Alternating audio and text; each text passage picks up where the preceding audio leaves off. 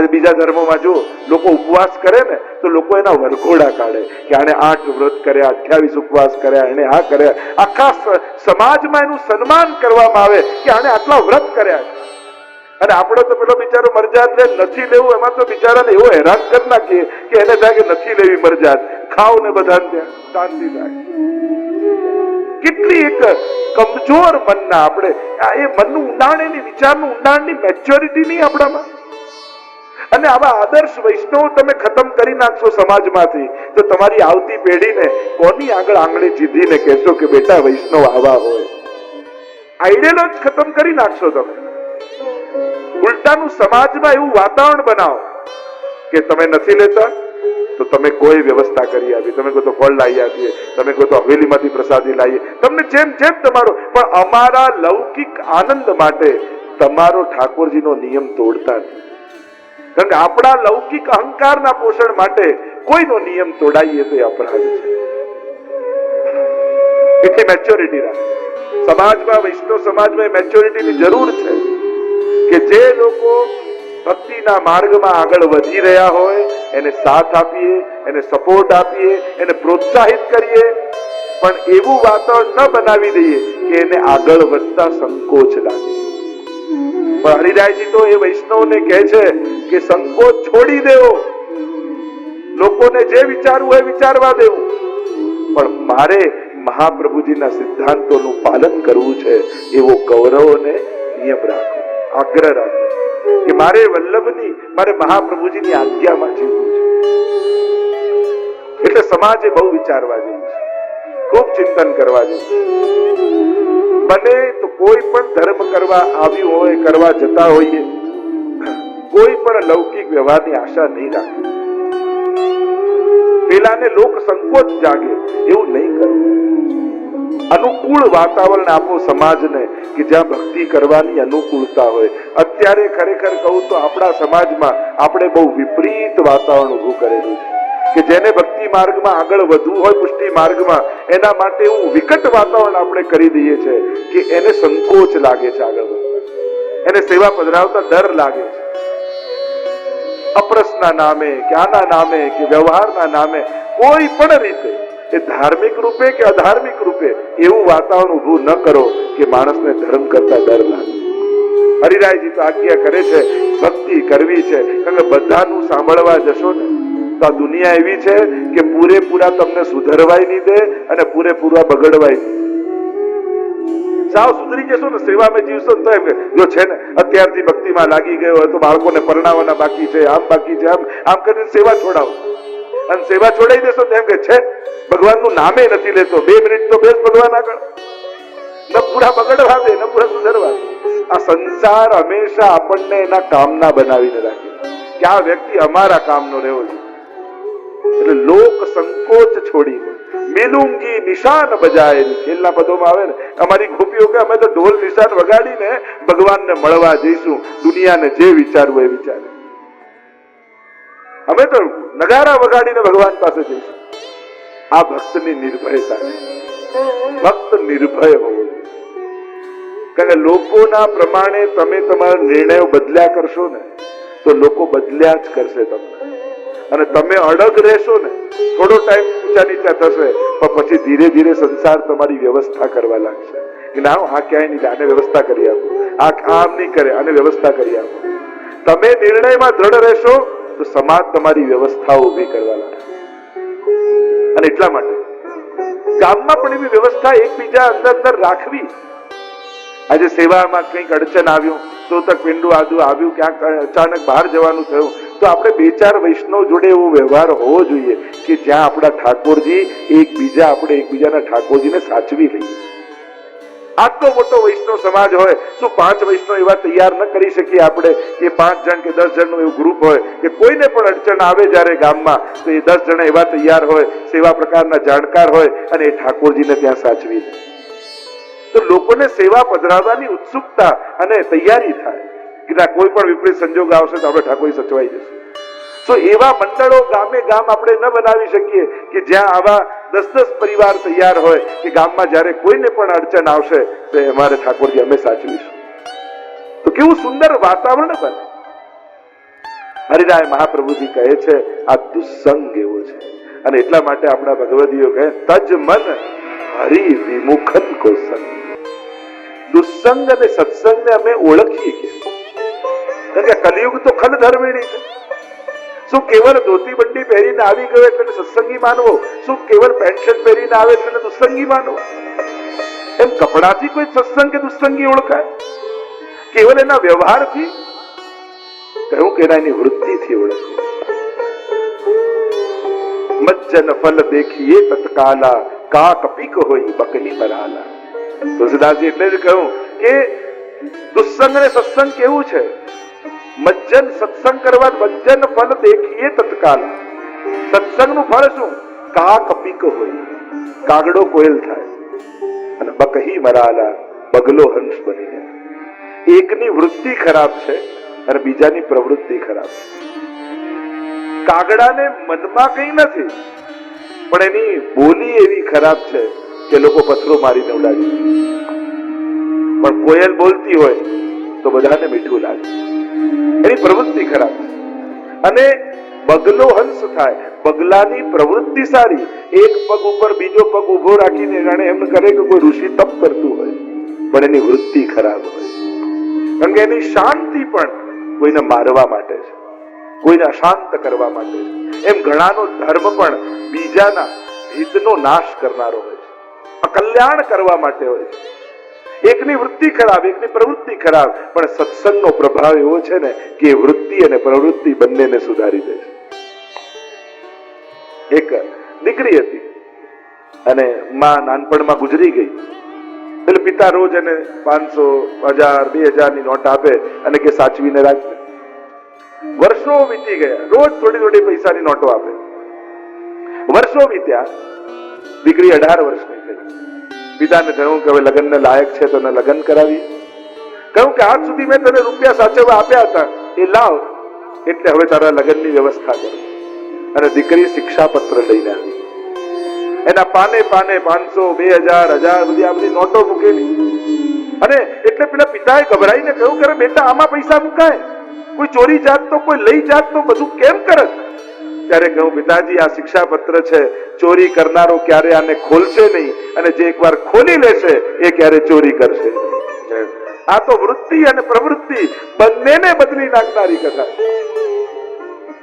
વૃત્તિ એ બદલાય ને પ્રવૃત્તિ એ બદલાય. ઘણા એવા છે, ઘણાની પ્રવૃત્તિ બદલાય, પ્રવૃત્તિ ના બદલાય. એક ભિખારી પર રાજા બહુ પ્રસન્ન થયો. માંગ માંગે તે આપું. ભિખારી કહ્યું ભીખ માંગવાનો સોનાનો કટોરો આપો. એની વૃત્તિ એને જ રહી, પ્રવૃત્તિ બદલાઈ, કદાચ સોનાનો કટોરો મળે, પણ મન માંગવાની વૃત્તિ ન ગઈ. એમ ઘણાની પ્રવૃત્તિ સારી થઈ જાય, પણ એ વૃત્તિના સંસ્કારો જલ્દી જતા નથી. અહીંયા દુસ્સંગ બતાવે છે હરિરાય. દુસ્સંગ માનવો કોને? બહુ ખરાબ વ્યક્તિ એ જ દુસ્સંગ કે ના? ઘણા ઘણા વિચારો દ્વારા જે મન બદલી નાખે છે ને, એ મોટા દુસ્સંગીઓ છે.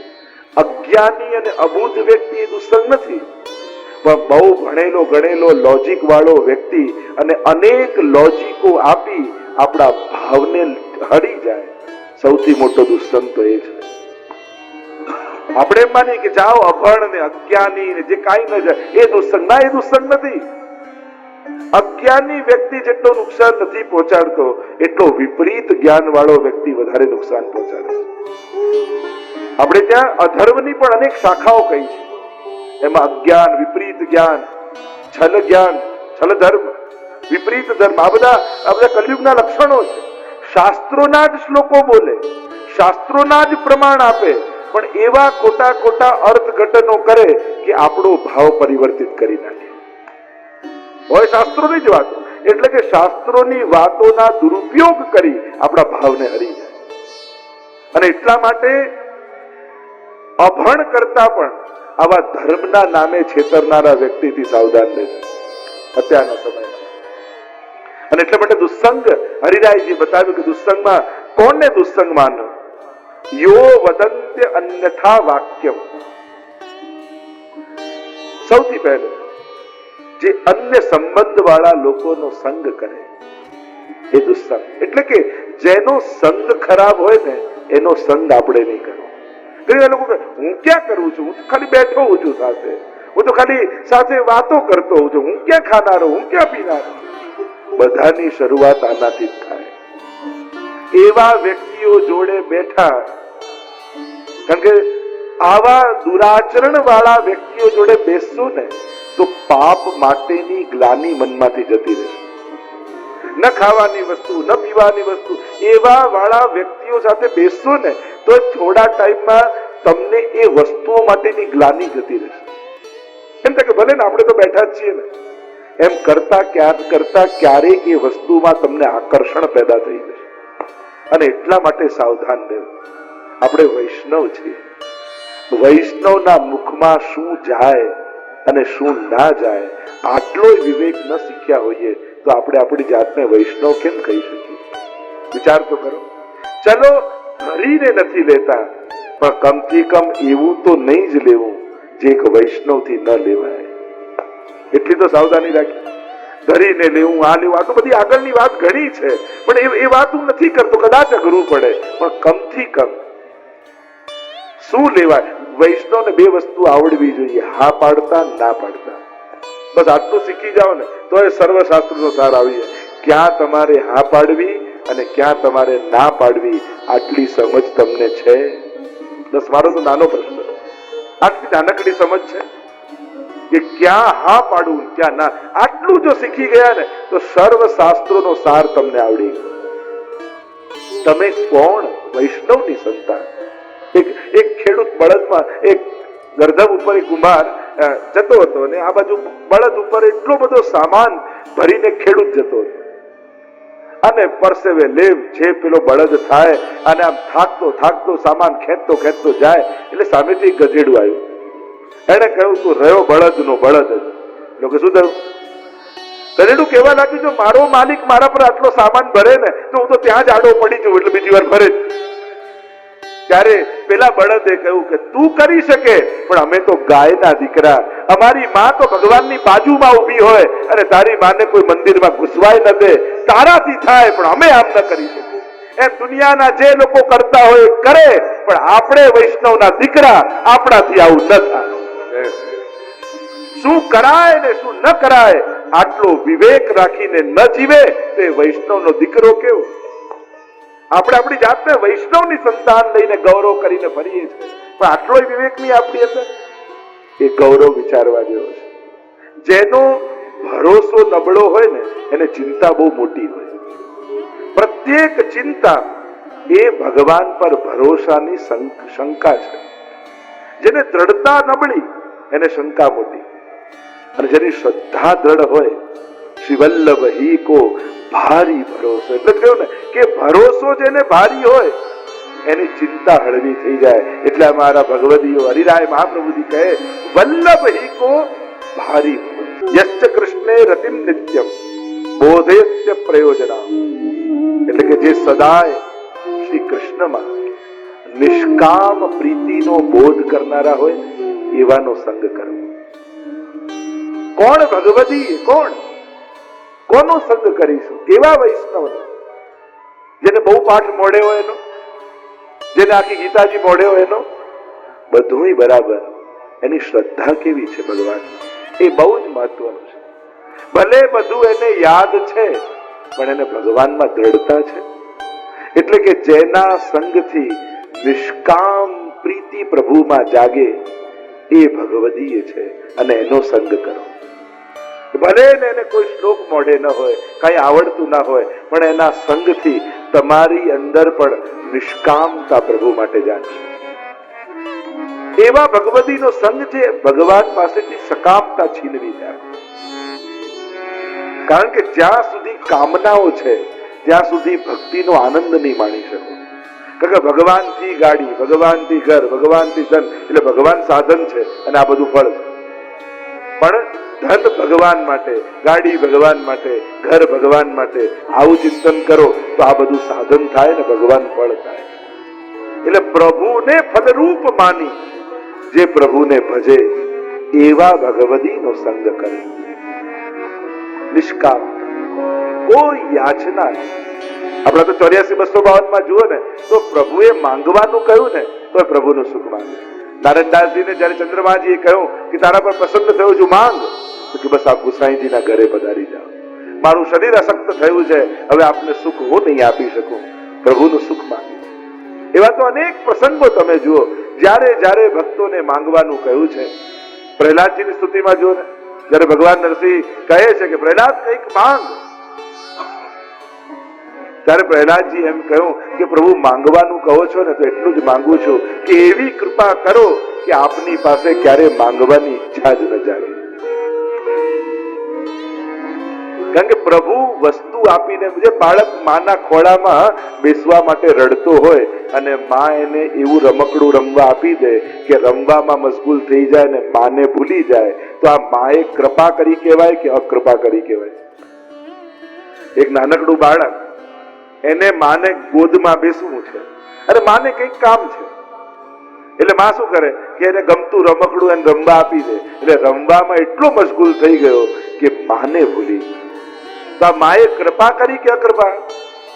આપણે ભગવાનને મેળવવા, પ્રભુ પામવા થન કરતા હોઈએ, તાપ કરતા હોઈએ, અને પ્રભુ ક્યારેક ગાડીનું રમકડું, ઘરનું રમકડું, ડીંગલીનું રમકડું એવું આપી દે કે આપણે એ રમવામાં મશગુલ થઈ જઈએ અને ભગવાનને ભૂલી જઈએ, તો આ ભગવાનની અકૃપા છે. જે થકી ભગવાન ભૂલાઈ જાય એ ક્યારે પણ ભગવાનની કૃપા ન હોઈ શકે. કોઈ પણ દુનિયાની મોટામાં મોટી વસ્તુ ભગવાન, સ્થાન, સંપત્તિ, પદ, પ્રતિષ્ઠા, આ બધા જ રમકડાઓ છે, અને ભગવાન એ આપી પોતાને ભૂલવી નાખે તો એને ભગવાનની અકૃપા જાણજો કે પ્રભુ બધું આપ્યું પણ હવે આપ જ યાદ નથી આવતું. આ કેવી કૃપા પ્રભુ! અને એટલા માટે કહ્યું સત્સંગ એ છે કે જે નિષ્કામ ભક્તિનો બોધ કરે. મહાપ્રભુજી એટલે જ આ પ્રાર્થના કરવાની, યાચના કરવાની ના પાડે. માંગીશ નહીં, પ્રભુ પાસે કાંઈ ન માંગીએ, માંગે પસ્તાવો થાય, ઉદાસી આવે નાથને ને વ્યાપાર સરીકો ગણાય. દયારામભાઈ ભક્તિ પોષણ ચંદ્રાવળામાં કહે છે કે માંગવું નહીં, કેમ કે પ્રભુને ઉદાસી આવે, અને તે માંગેલું તારા માટે સારું છે એ તને ખબર છે. સૌથી મોટી વાત છે, આપણે જે પ્રભુ પાસે માંગ્યું એ આપણા માટે સારું હતું એ આપણે જાણીએ ના.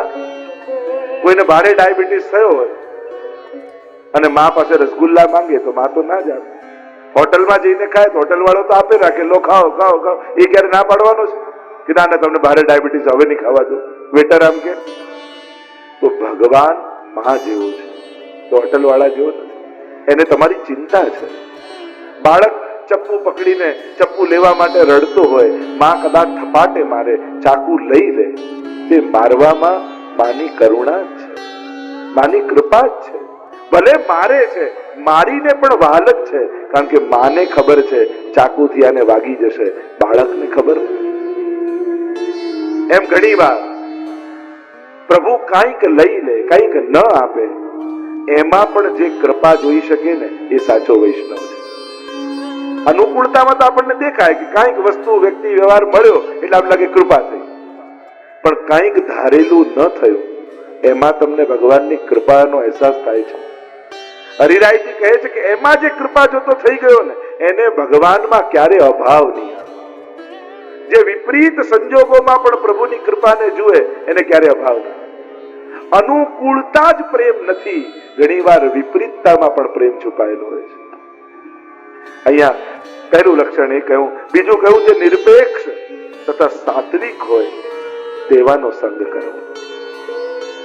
જેને કોઈ અપેક્ષા ન હોય, કોઈ વસ્તુની જેને અપેક્ષા હોય તો વસ્તુ આપીને એને આનંદિત કરી શકાય, પણ જેને કાંઈ જોઈતું ન હોય એને પ્રસન્ન તમે કેમ કરો? નિરપેક્ષ, જેને કોઈ અપેક્ષા નહીં, અને જે સાત્વિક છે. નીરસ નહીં, સાત્વિક, બંનેમાં ફરક છે.